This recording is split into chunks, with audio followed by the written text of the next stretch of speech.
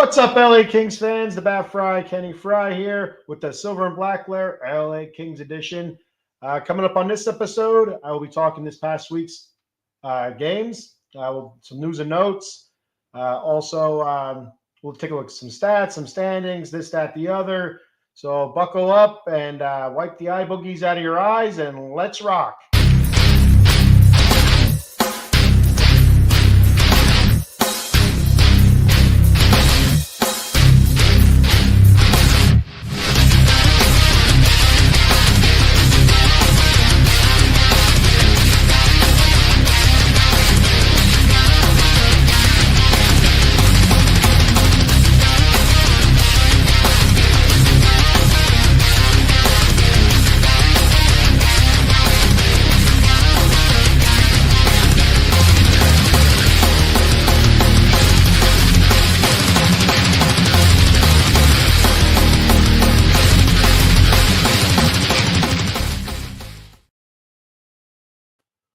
What's up, hockey fans, LA Kings fans? It's your host, the Bat Fry, Kenny Fry. I hope everybody's doing well. It's Monday, fun day. Get your asses up and get to work. What are you doing out there, First and foremost, I'd like to say Happy Veterans Day to all those that served in our armed forces, past, present, and might as well the hell with it go with the future as well. Their service is unmatched. And commitment and all that good stuff. And without them, I couldn't be doing this nonsense right here. So if you don't like it, blame a local service member. No, but seriously, I have a ton of family that served in the armed forces. My older brother Dorian, call him Dan. He was a Marine. My sister-in-law, his wife, also a Marine. That's where they met. My uncle Dave, Marine. My grandfather, I was in the Navy. My grandmother's husband, which I don't know if step grandfather's a thing or not. If that's an actual term, but I'm going to use it. Step grandfather, Pappy Fred, we'll call him. He was also a Marine, and countless others. And I cannot forget, of course, my father-in-law, the second most important man in my life besides my dad. He served in the Army, and of course, my wife's grandfather, I think he was in the Army as well. Stormed the beaches of Normandy.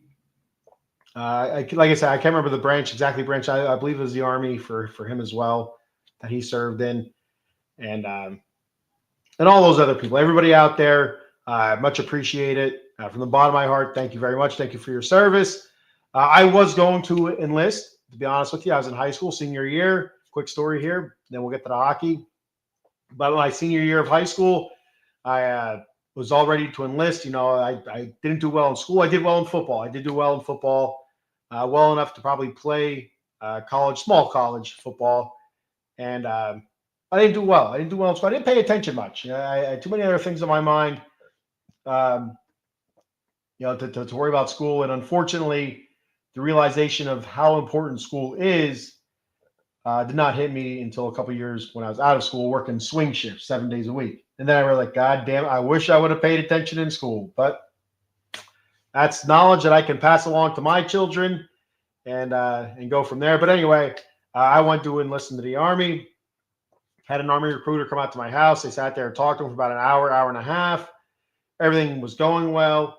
And one of the last questions before he left said, do you have any major surgeries or any kind of foreign object in your body that he should be aware of? I said, well, I did have ACL reconstruction surgery. I have a couple screws and a graft and all that good stuff. And he said, well, that disqualifies you. So, and then the flat feet and, this, that, and the other. But the ACL surgery, ACL reconstruction disqualified me. And I wasted an hour and a half of my time and his time as well, so it is what it is. And he did tell me that unless there's a major conflict where they need some warm bodies, he said, you will be out. He said, I'm not even going to push the paperwork through to, I think it was Tennessee, he said, is where their offices were. And that was that. So a couple months went by and I graduated high school and went right into the old factory, the high life. You know what I mean? All right. So that's my story. Again, thank you everybody for your service, and let's get to the hockey. A pretty good week for the Kings this past week, from last Monday to this Monday. Uh, a very good week. Played some pretty good competition after being embarrassed last Saturday by the Blackhawks. They played well against the Blackhawks last Saturday. Well enough to win, probably, but it just wasn't. Things were not falling their way.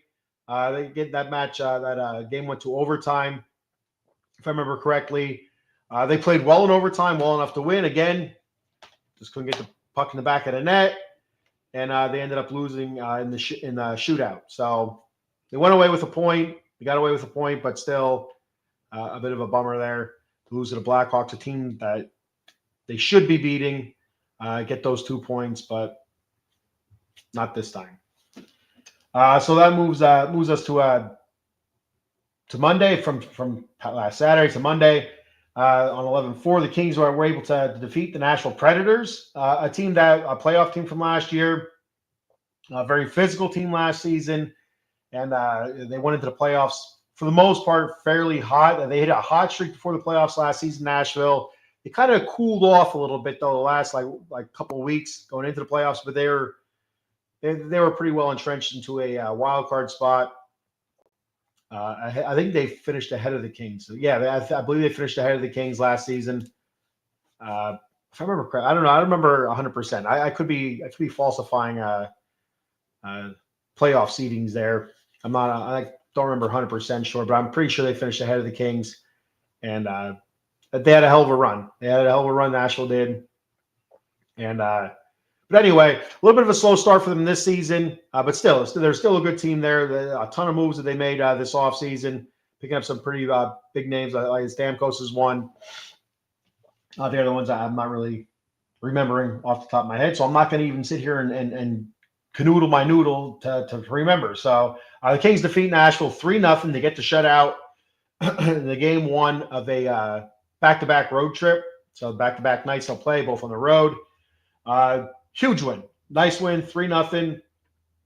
Defensively, very, very good.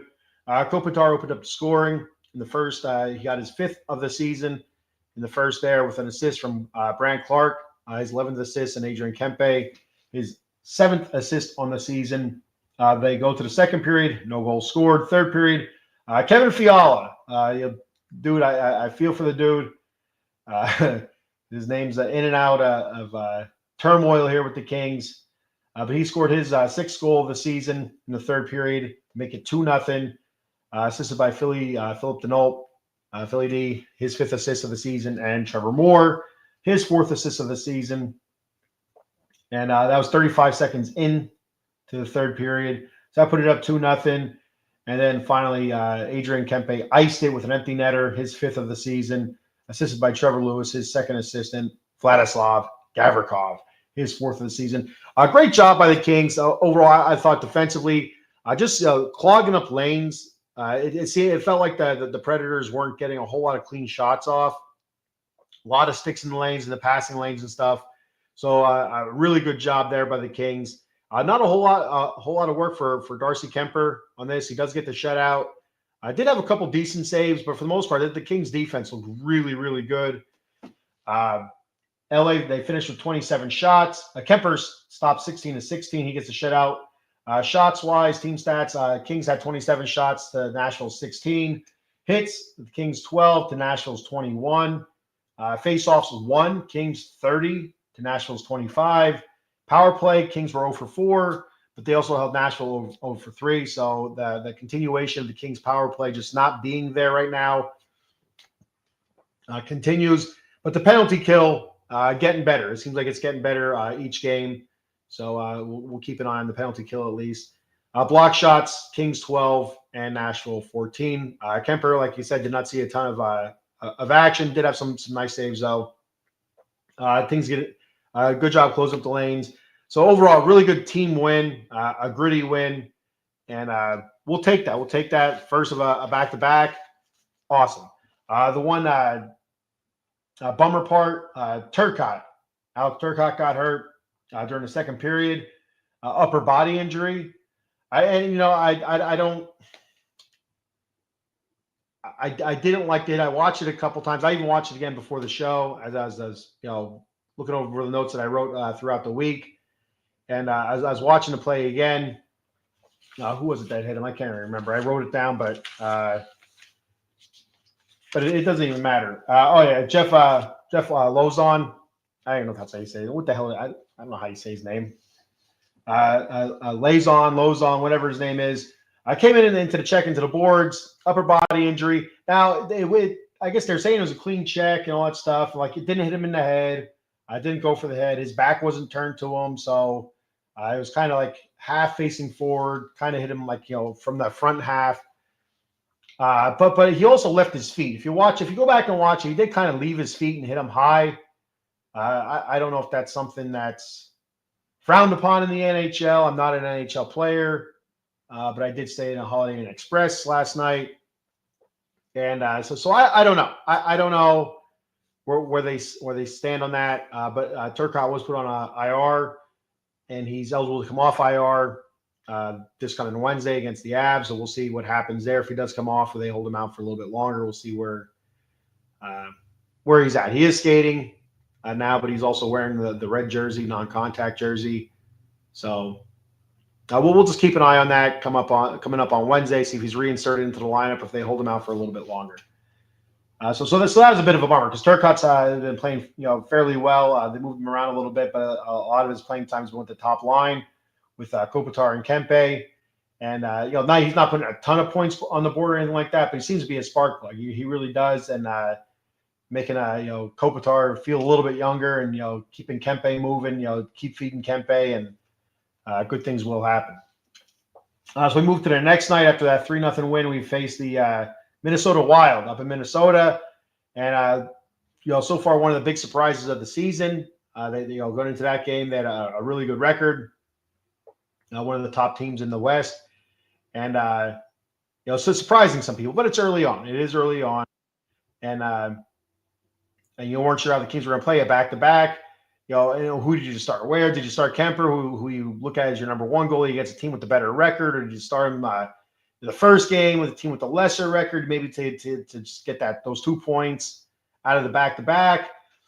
But they went, obviously with Kemper in the first game of the back-to-back to get that 3-0 win, and they had Riddick go the second game of the back-to-back, obviously as Copley's down with Ontario. So this game, first period, no goals. Second period, Minnesota, they get on the board first. Bogosian scored his first goal of the season, assisted by Gaudreau and Hartman. The Kings tied up. A goal scored by Warren Foegele, his fifth of the season, assisted by Laferriere and Quinton Byfield. The Kings take the lead in the second period, 2-1. Power play goal by Kevin Fiala, assisted by Laferriere and Kopitar. They go ahead into the third, and right away, Trevor Lewis, he scores. That's his second goal of the season, also was his 100th career goal for Trevor Lewis. That made it 3-1 Kings, assisted by Andre Lee and Tanner Jeannot. The Kings add to that lead. They made it 4-1 with Quinton Byfield's first goal of the season, assisted by Vladislav Gavrikov and Trevor Moore. It's great to see QB off the schneid there. And he's been playing better. Right? You watch him, his stick handling is getting much better. He's finding himself in front of the net a lot more. And I feel like he's starting to settle in a little bit. I wouldn't be too surprised if over the next couple of weeks he starts seeing bunches of goals. Like not a consistent 1-2 goals every game, but maybe like one game get 2 goals, maybe 3 games later a goal, maybe 2 games later a goal or 2. So stuff like that. I feel like he's going to start scoring goals in clumps. So it's good to see him get off the schneid there. Then Trevor Lewis finishes off the night, make it 5-1 Kings. It's a 5-1 win. He gets his third goal of the season, second of the night on an empty netter, assisted by Philly D and Trevor Moore. Great game by the Kings. Absolutely great game. And I was a little bit nervous watching this game. I didn't get to watch the whole game. I got to watch a little bit more than half of this game. And when the Kings, like I said, the first and second period, I didn't get a chance to watch a third, but I was watching it. The Kings were up 2-1. And but I was a little bit nervous in the beginning. They were being outshot. I think at one point, I think it might have been 11-0 or something pretty close to that. And they just couldn't get anything going offensively. They just could not get anything going in the O zone. When they were in the O zone, they couldn't get anything through, and passing wise or shot wise. So it took a little bit for them to kind of get rolling, but once they did, they weren't to be stopped. They weren't to be stopped, and great job by the Kings. Second and third period, complete team win, complete game there between the second and third. And like I said, the first a little bit rocky start, but they settled in and kept working through it, and really laid the wood to Minnesota. I got a comment here. Our boy Paul Spencer checking in. Paul Spencer's going to be on the Sully squad today, so be sure to check that out. All right, our boy Paul, like him, hate him, loathe him. No matter what, he's going to tell you how it is. All right, Dallas Cowboy fan, he's going to tell you how it is. Things are not going good in Big D, and he's going to be on the Sully squad. Sully squad talks all Philly sports, and so he'll be on there. And I have a feeling that we're going to see some veins popping out of the man's forehead. So get the popcorn ready. He says, "What's up, buddy? At the gym. Is Winnipeg really this good? 14-1. I've been betting them each night. Can they keep it up?" Winnipeg last season, if you go back and look at last year, very good team. Maybe a little bit overrated last year, but still a very, very good team. I don't know if they're 14-1 good. You look at some of the teams that they beat. They played a lot of the weaker teams. You're looking at like Anaheims and Chicago's and San Jose's and stuff like that. Their one loss did come to the Toronto Maple Leafs, and the Maple Leafs, sitting at 5-4, or no, what is their record now? Crap, it was 5-4 when they beat Winnipeg. But anyway. Toronto's not any kind of world, but Toronto's a very good team that just happens to choke every year in the playoffs. But Winnipeg, I think Winnipeg, they're going to be there all season, probably near the top. For the most part, I would say, top three. They should make a top three.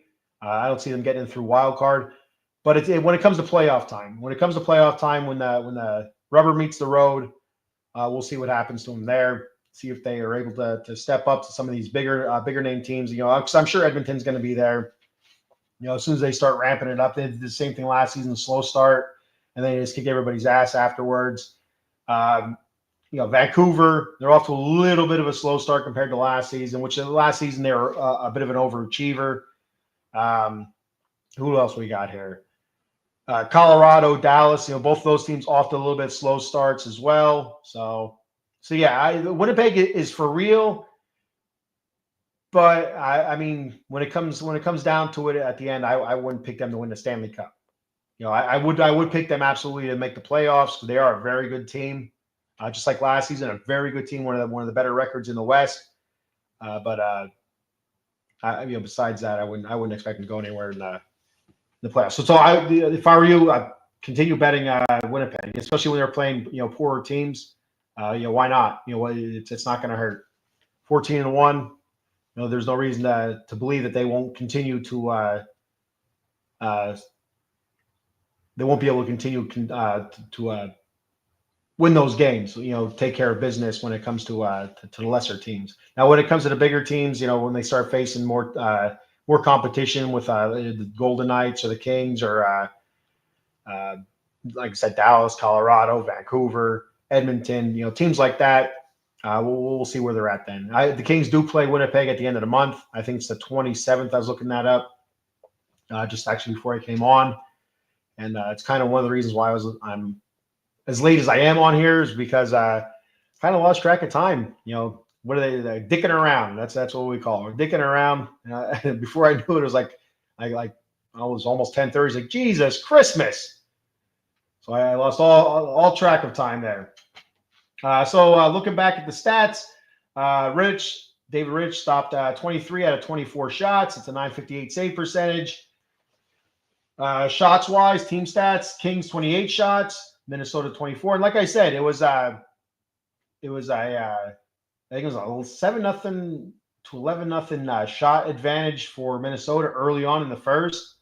And, the Kings were able to outshoot them, after that. 28-24. Hits went to Kings 25-11. Face-offs went to Kings 33-30. Power play, Kings were 1 for 1, and they were able to kill all 4 of Minnesota's power play opportunities. So great job there on special teams. Block shots also went to the Kings 13-9. And so then, of course, great night. Then there's also the no, that did not this game. The next game, the Vancouver game was with. I'm getting ahead of myself. So move on to the next night. The Kings take the back-to-back. They sweep the back-to-back on the road. 2-0. Great job there by the Kings. And, you look at the defense and the goalkeeping really there. They did get the goals, obviously, but the defense and the goalkeeping really keeping them in the games, especially the second game against the Minnesota Wild. Like I said, jumping off early, the way the Wild were all over the Kings' crap. The Kings were unable to get anything going.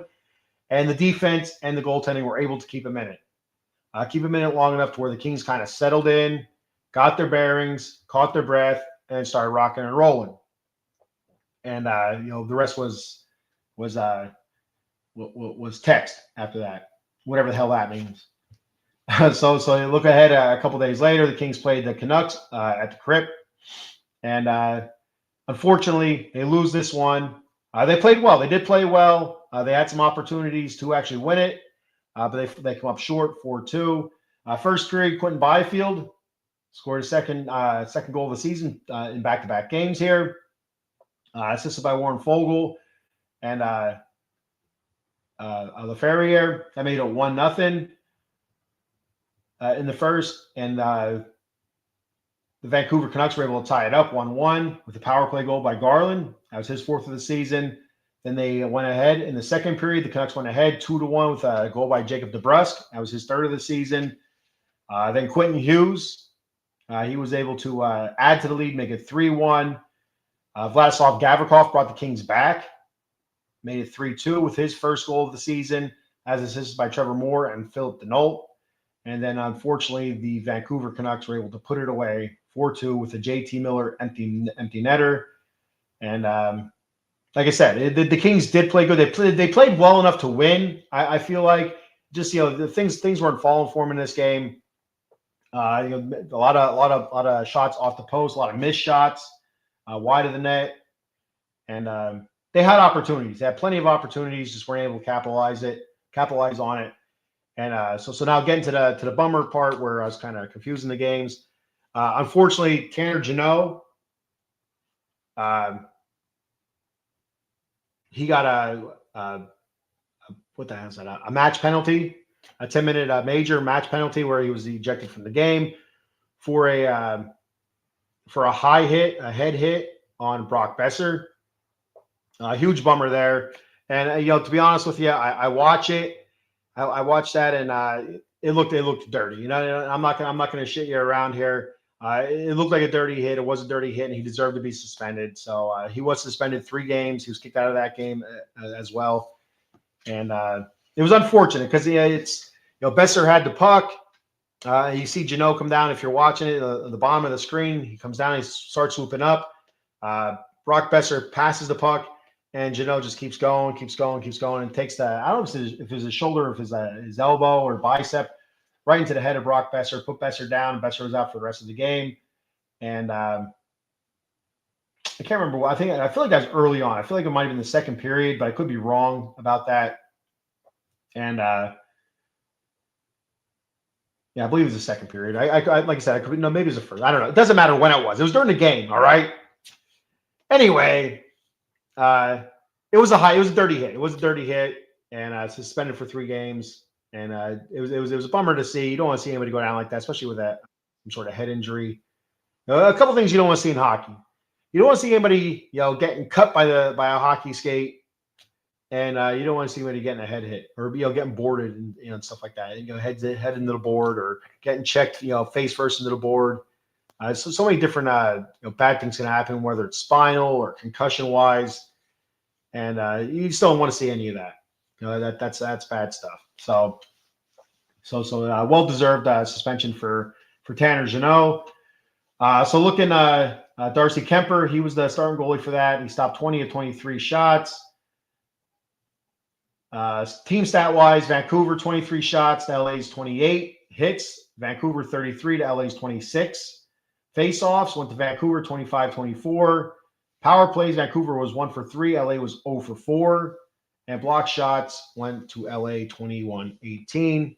And we have Eileen checking in saying, woo! Morning, Kenny Fry. Good morning, Eileen. How are you? I hope you're doing well. Yankees made it to the World Series.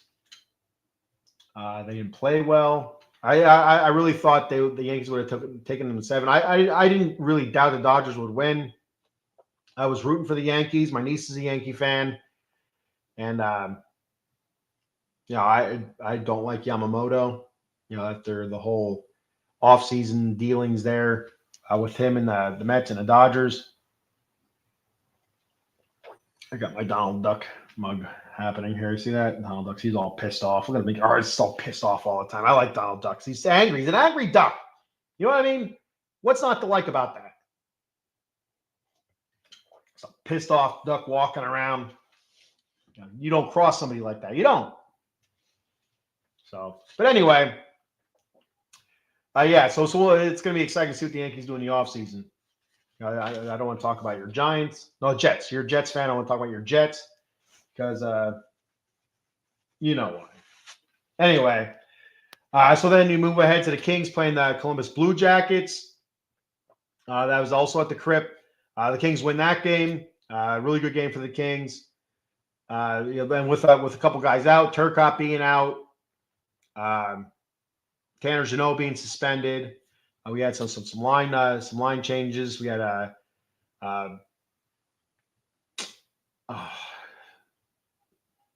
freaking name. His name is killing me here. Hellenius. I can't remember his first name now. Anyway, his last name's Hellenius. He was brought up from Ontario. A big dude. 6'6", 6'6", I believe. A forward, I guess the plan for him, he was a second round pick back in 2021, I believe it was. So the plan with him is to eventually have him center the fourth line. That's everything I've been reading on him. And so he's not a scorer. He's more of a defensive type forward. And when I hear that, right away my thought goes to Trevor Lewis. Trevor Lewis ending coming near the end of his career. So the sensible thing would be to have Hellenius move right into where Trevor Lewis is in that fourth line center and see what he can do. So good for Hellenius to get some playing time here. He and Andre Lee, kind of like the Bash brothers last season in Ontario. I remember listening to the playoffs last year, hearing a lot of Andre Lee, hearing a good bit of Hellenius as well. Hellenius had a pretty good season last year. Again, not a lot of points on the board for him, but defensively, very, very good job. So it's going to be interesting to see what they do with him coming up here in the future when Turcotte does come back and Jeannot's off the suspension. It's going to be interesting to see how they move this lineup around. Do they keep Hellenius up? Do they move him down? This is the first time he is brought up. There's a certain amount of time they can be brought up from Ontario up to the main club before they lose before they have to go on the waivers, I believe. So something like that. I think they can come up a couple times and sent back down a couple times, and they have to be put on a waiver, and you have to pass through waivers, and hope nobody claims them. Something like that happened last season with I don't think it was it Turcotte? It was picked up by Nashville, I think. I don't think it was Turcotte. I can't remember who it was. It wasn't Akil Thomas. Maybe it was Turcotte. I don't remember. But anyway, so looking at this game, a couple different lineups. Originally to start, you had your number one line was Kopitar, Kempe, and Fiala. Then you had Hellenius down there in the fourth line. I think it was Trevor Lewis, Hellenius, and who else was it down there? Akil Thomas. I believe. I think it was Thomas, or no, it was Andre Lee. It was Andre Lee, Lewis, and Hellenius, and then Akil Thomas was up on the third line, I believe. Or was it the second line? Second or third line. Well, anyway, Fiala gets himself in a little bit of trouble with a turnover, a really ugly turn, a really, really bad turnover. A pass across the middle of the ice. I believe it was in our zone, defensive zone, and it ends up turning into a goal. Just really, really bad turnover. Really bad turnover. Just can't have that. And that's one of the things about Fiala. I love Kevin Fiala. I think he's fantastic. I feel like he has every opportunity to be a terrific scorer and a difference maker for this team and for any team that he plays for. But specifically for this team, and he just has these brain farts, man. It's always been like that. It seems like whether it's a dumb penalty at a terrible time or it's a turnover or what have you.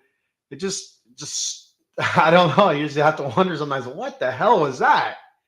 And then he'll come back with three amazing things. So it's like, yeah, you have to take the good with the bad. But anyway, he was demoted. He lost some ice time against the Blue Jackets because of it. They moved Trevor Lewis up to the top line with Kopitar and Kempe. They moved Fiala down to the I can't remember if it was the second or third line, and they put Hellenius at center, I believe. So yeah, you had Andre Lee, Hellenius, and Akil Thomas on the fourth line. I think you had Fiala on the third line with Byfield and Fogle. I could be wrong about that though. I can't remember exactly how he switched it up. But then that's one of the things I really do like about Jim Hiller is his ability, his willingness to mix things up. If something's not going right or somebody's not doing something well, either pulling him, benching him, or demoting him a little bit. Say, hey, you can't be doing stuff like that. You can't be hurting a team like that, and you have to pay for it. You have to be punished or whatever. And he does it. He's a man of his word, and he's a man of action. And so far, I really like what I've seen from Jim Hiller and also his ability to his not ability. It's not really an ability, but his willingness to mix the lineups up a little bit. If he feels something's not working or something might work better, he'll try it out. And if it doesn't work better, all right, he'll mix it back up and either put it back the way it was, line combinations or whatever, or he'll try a different type combination. So it's one of the things that you wouldn't see Tom McClellan do at all, but you do see Jim Hiller do. So anyway, back to the game here. So the scoring wise, first period, the Blue Jackets went up 1-0. Voronkov scored his first goal of the season. Second period, Gavrikov tied the game up with his second of the season, assisted by Kempe and Kopitar. I made it 1-1. The Kings took the lead in the second period with Warren Fogel's sixth goal of the season, assisted by Akil Thomas and Hellenius. There he is again, 2-1 LA. He had a very good game, Hellenius did, and I just can't remember his freaking name for the life of me. And I tell you what, excuse me, I'm burping here while I'm talking. That's terrible. But anyway, I've seen his name 10,000 times, over the last couple of days. I'm jotting notes for today, and for whatever reason, it's not coming to me. I should have wrote his first name down because his name's newer to me. I don't see it all the time, and I knew I was going to forget it. So whatever. It's not like he's going to get pissed off at me. He's not watching it. So in the third period, the Kings take a 3-1 lead with a shorthand goal by Trevor Moore, assisted by Philly D. Great shot by Trevor Moore. Absolutely great shot. Quick wrister. The goalie was watching the replay of it. Goalie still getting into position, kind of sliding. I guess it would be to the goalie's right to cover that corner post, and it was just a quick flick of the wrist by Trevor Moore. Goalie was not ready for it. Was able to put it in. Great goal by Trevor Moore. That was his second of the season. Like I said, that's just by Philly D. Made it 3-1. Columbus answers back to make it 3-2 with a goal by Provorov. That was his first of the season, a power play goal. Then the Kings answer back with that, with a goal by Lair, his ninth of the season, assist by Edmondson and Fogle. That made it 4-2. And the Kings ice it with an empty netter by Brandt Clarke, his second of the season, assist by Andrzej Kopitar and Adrian Kempe. And it was a very interesting empty net goal. I can't remember the last time I seen an empty net goal like this, where it was almost like a power play without the goalie. You know, the Kings are passing around trying to get it in, but the Blue Jackets are playing, decent, almost penalty kill type defense, blocking the shots, trying to clear it out. The Kings kept getting back, passing around, playing unselfishly, because any one of those guys could have just tried to flick it at the net, just trying to get that easy empty net goal to pad their stats. But they're looking for the correct shot, pass around, move it around. And finally it came open for Brandt Clarke, and he was able to put it in. So also in this Laferrier's goal, beautiful goal. It was a beautiful goal. I think it was a shot. Was it a shot by Edmondson? Yeah, it was a shot by Edmondson. From out, fairly deep. And Laferriere was able to get a stick up, kind of turned it a little bit, where it hit off the blade of the stick, changed directions, hit the goalie's shoulder, and went right into the net. It was a beautiful goal, really nice goal. And one of the things that Laferriere has been awesome at so far this season, I mean, absolutely awesome, is getting in front of the net and looking for rebounds, looking for tips, just, making a mess there in front of the net. And that's something that I've been, hoping that we could see Byfield do more of.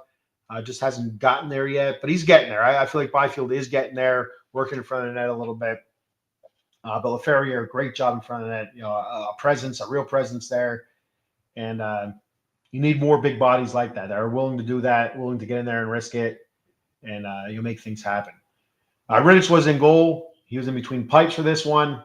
He stopped 24 out of 26 shots. That moved his record up to 5-3-0 on the season. Team stat-wise, shots went to Columbus 26-23. Hits went to Columbus 16-8. Face-offs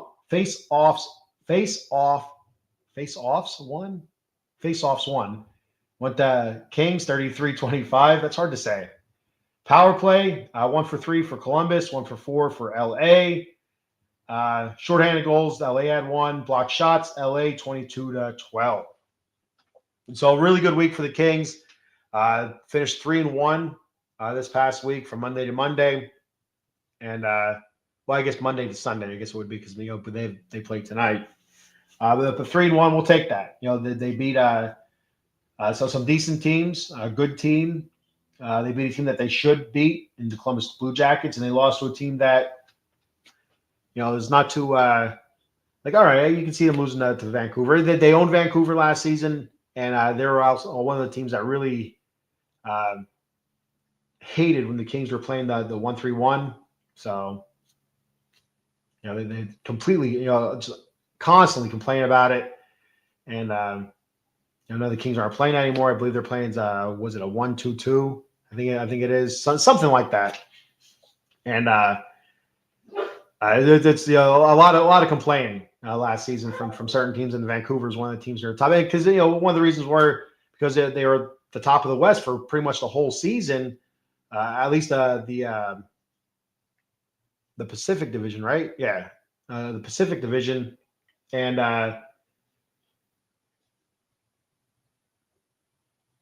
whenever they play the Kings, they just couldn't get anything going. The Kings, I don't know if the Kings swept them last year, but it was pretty close. I don't remember 100%, but I know they won more than they lost against the Canucks last year. So no crying from them this time.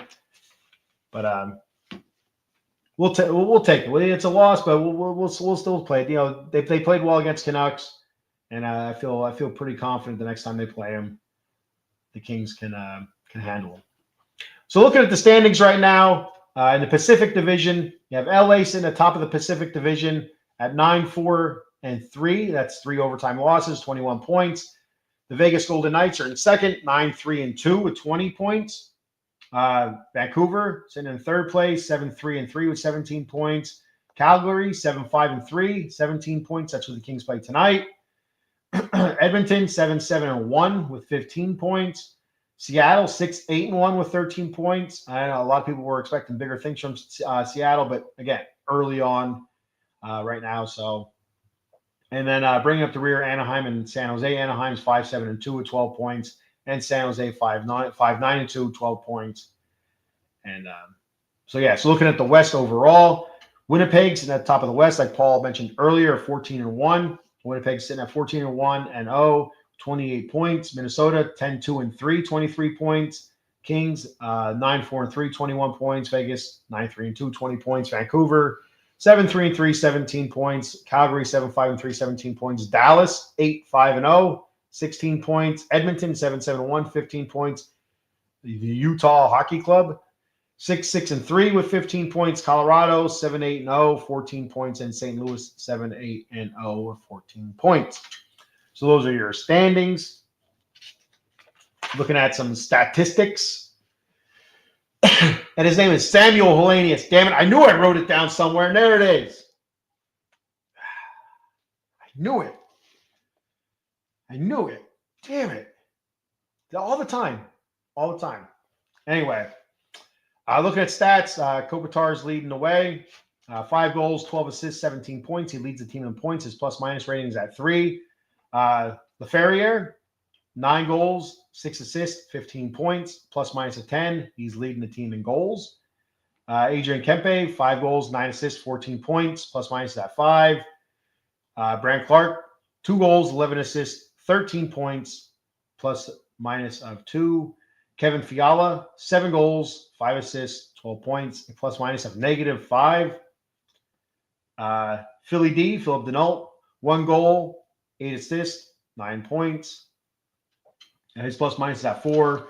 Trevor Moore, 2 goals, 7 assists, 9 points. Plus-minus at 3. Warren Fogle, 6 goals, 3 assists, 9 points. I really like Warren Fogle, what he's been able to do so far. A little bit of a slow start with the Kings. New team, maybe. I don't know what it was. But a little bit of a slow start, but the last 10 games really turned it on. 6 goals, 3 assists, 9 points, plus-minus 8. Quentin Byfield, 2 goals, 6 assists, 8 points, plus-minus 1. Gavrikov, 2 goals, 5 assists, 7 points, plus-minus 12. I believe he leads the plus-minuses at plus 12. Joel Edmondson, 3 goals, 3 assists, 6 points. Plus-minus of 1. Mikey Anderson, 2 goals, 4 assists, 6 points. Plus-minus of 10. Trevor Lewis, 3 goals, 2 assists, 5 points. Plus-minus of 0. And then some of the young guys, Alex Turcotte, 1 goal, 4 assists, 5 points. Plus-minus of 8. Andre Lee, no goals, 2 assists, 2 points, -4. And Akil Thomas, 1 goal, 1 assist, 2 points, and a plus-minus of 1. Looking at the goalies, Darcy Kemper, our, I guess, one goalie, I guess you'd call it, or top goalie. He's 4-1-3. That's 4 wins, 1 loss, and 3 overtime losses, a 2.72 goals against, and a save percentage of 900. You want that save percentage a little bit higher. Goals against, all right. David Rich, 5-3-0, goals against 2.67, but his save percentage is .890. So these goalies are pretty close, pretty even, I would say. So we have that. And like I said about Samuel Hellenius, now that I have his first name, 21 years old, 2nd-round pick in 2021, 6'6" forward. He was picked 59th overall. Spent the last 2 seasons, I believe, definitely last season, down with Ontario. I got a comment here. Best viewers on streamboo.com. Remove the space. Do not. Disdainful feather.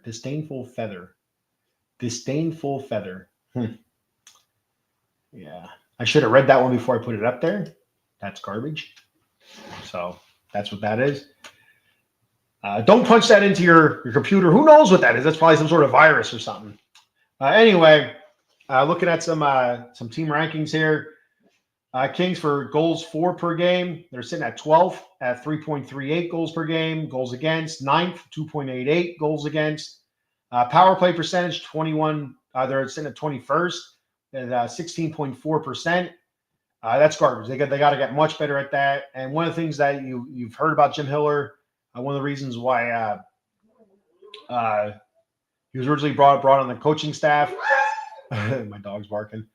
Was to because his special team prowess. He's a special teams kind of guy. Power play, penalty kill, and that's his specialty. And there's no reason why it should be this bad right now. They're sitting at 21st currently, 16.4%. Penalty kill, 17th, 78.7%. I feel like that's getting better. I feel like their penalty kill is getting better. So we'll see where that goes from there. Shots are sitting at 16th at 29.6 shots per game. Shots against, second at 25.4. And that's where I was talking about earlier in the show, where they're getting sticks in the lanes, getting bodies in the lanes, getting people on body to body, stick on pucks, a lot of poke checks, good job back checking and stuff like that. Working the boards very well, and getting the puck out of the defensive zone. And then faceoffs won 19th at 50.1%. I need to do better there as well. So next up for the Kings tonight, we go to Calgary to play the Flames at 8:30 p.m. The Flames are sitting at 7-5-3. So it should be a good matchup tonight. Hopefully the Kings can come away with a win after a couple nights off. Then we go to Colorado to face the Avalanche, who are 7-8. That's Wednesday at 10 p.m. That one's going to be on True TV, TNT, or Max. Tonight's game is going to be on ESPN Plus if you have ESPN Plus. And then next Saturday, or this upcoming Saturday, however you want to look at it, they play Detroit. They come back home to play Detroit, who's sitting at 6-7-1. That's Saturday at 8 p.m. Eastern Standard Time. All right, so finally, we got my 3 stars of the week. First, I'll do the honorable mentions. Honorable mentions, we have Philly D, Philip Denault. He had 4 points this past week, 4 assists. Anze Kopitar, 1 goal, 3 assists. He had 4 points. Adrian Kempe, 1 goal, 4 assists. He had 5 points. David Rittich, he was 2-0 Saturday to Sunday, from Monday to Sunday. He was 2-0 in his 2 starts. He stopped 47 out of 50 shots for a .940 save percentage. Great job by David Rittich there. So our number 3 star of the week, for me, Warren Fogle, 2 goals and 2 assists, 4 points. Like I said, I really like the stuff that he's been doing. Every time he's out on the ice, I feel like he's noticed, meaning that he's making things happen. He's doing things positively. So, good for Warren Fogle. Sitting down there, I think he's on the Byfield line. I feel like it's Laferriere, Byfield, and Fogle, if I remember correctly. And then it's Fiala. Usually it's Fiala, Moore, and Denault. So he's my number 3 star of the week. My number 2 star of the week goes to Laferriere, 2 goals, 3 assists, 5 points. Great week for him. Again, he's continuing to make things happen. And like I just mentioned before, working the front of the net, being that presence, that big body in front of that, screening the goalie, getting tips, redirecting pucks, and cleaning up rebounds. So as long as he can continue doing what he's doing, there's no reason to believe that he shouldn't continue to score the way he's been scoring. Cat. And my number 1 star of the week goes out to Trevor Moore. He had 1 goal, 4 assists, and I feel like I could see him starting to figure it out. Going up to my Donald Duck here. Anyway, I feel like he's going to start figuring it out. You're going to start seeing some more goals from him, just like I said about Quentin Byfield. As soon as they get that first one, I feel like they can start piling these goals on top of each other, and the Kings will be much better off. And the Kings, they don't have an elite scorer. They have some really good scorers. You look at Kempe, Fiala. I feel like Byfield eventually could be a really good scorer. Kopitar is still a pretty decent scorer. And so you look at guys like that, they don't have an elite scorer. It's more of like a team thing. You look back at last season, they had so many guys with double-digit goals scored, probably one of the best in the league with distribution of goals. And it's something you're going to see again this year. And moving forward, they just don't have an elite scorer, which is fine. You don't need an elite scorer to win. But sometimes it's nice to have one of those guys just take over the game. I do feel like the closest we might have to an elite scorer would be Adrian Kempe. But just wait for him to kind of break out on that and just start dumping some goals in. So those are my 3 stars of the week. So that's all I have for today. I talked your ear off, talked a little bit of hockey here, talked that some LA King stuff. So hopefully we can get a win tonight and move on from there. So appreciate everybody for checking me out. Before I go, got some business to take care of, right? You've seen the show before. You know what I'm talking about. Of course, I'm talking about my guy, your guy, everybody's guy, Jason Fine, attorney Big Al. You can reach Big Al at 1-800-HURT-123. That's 1-800-HURT-123. Jason Fine specializes in motor vehicle accidents, slip and fall, workman's comp, and personal injury claims. He has 3 office locations conveniently located throughout Pennsylvania and New Jersey. His office in New Jersey is located in Cherry Hill on 3 Greensward Lane. And the phone number there is 856-209-5258. And his office in Pennsylvania, he has 1 office in Pittsburgh, Pennsylvania. And the office is located on 500 Grant Street, Suite 2900. The phone number there is 412-365-8151. And in the city of brotherly love, Philadelphia, Pennsylvania, his offices are located at 1628 JFK Boulevard, Suite 2120. And the phone number there is 267-888-2980. That's Jason Fine, attorney Big Al. Be sure to mention Out of the Box Sports sent you, and he'll hook you up with a great deal. And all that good stuff.